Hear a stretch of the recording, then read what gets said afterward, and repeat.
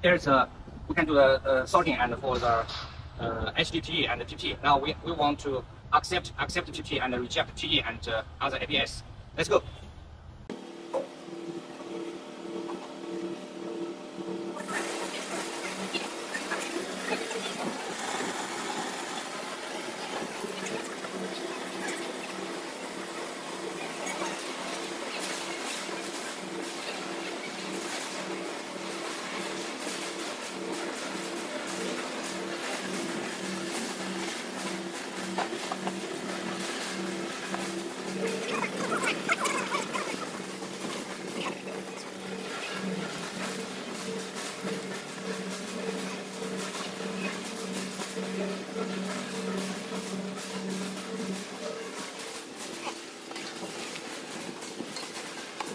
Okay, now all finished.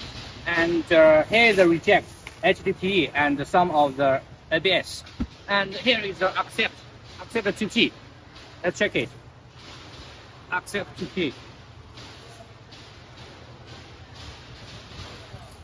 Here is the reject HDPE and some of ABS and maybe others. Oh, we are finished.